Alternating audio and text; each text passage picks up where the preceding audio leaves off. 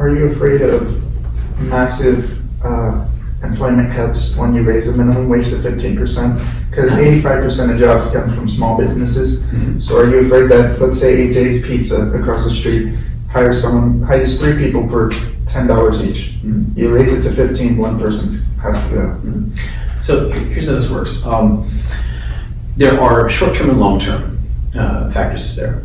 In the long term, a higher wage overall, a higher minimum wage pushes all wages up. So everyone's wages climb up a little bit. So there's more wages. In the long run, that means more money is spent. If there's higher wages, more people can afford to buy pizza, the person will sell more pizza. And we've seen studies, not only in the US, but across the world here, when the wages go up, so does consumption, so does profit in businesses.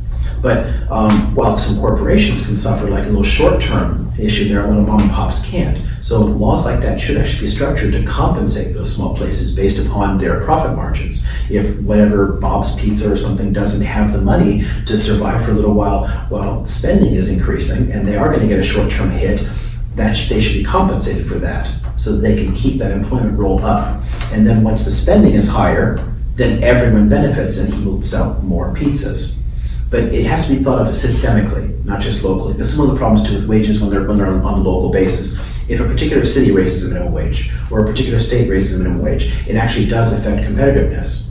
In areas that people do want to do business and they won't leave, like, I don't know, McDonald's had massive campaigns in like the Bay Area trying to say, you can't raise minimum wage, we'll have to fire everybody here, and I'll have to cut workers. They actually hired more workers because there were so many more people spending money. Because if you give poor people money, they spend it. Right. If you give rich people more money, you can't spend it fast enough, it just sits in a bank, it just goes to the Caymans or something.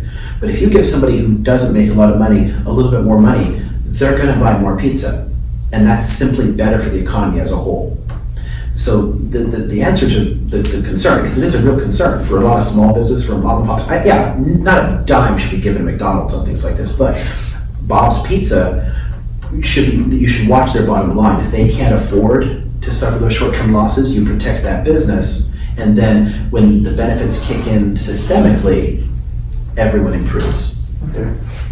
I've never actually heard about that policy. So you're willing to subsidize small businesses based on whatever their profit margin. Yeah, if they can't afford it, if they don't have the resources, if they've got tons of cash in the bank, whatever, if it's a successful small business, because there's a lot. Let's face it, a lot of people take agricultural subsidies in this country that are multinational corporations. They don't need subsidies. I have no problem giving a small dairy farmer in northern New York a little bit of cash if he wants to stay in business.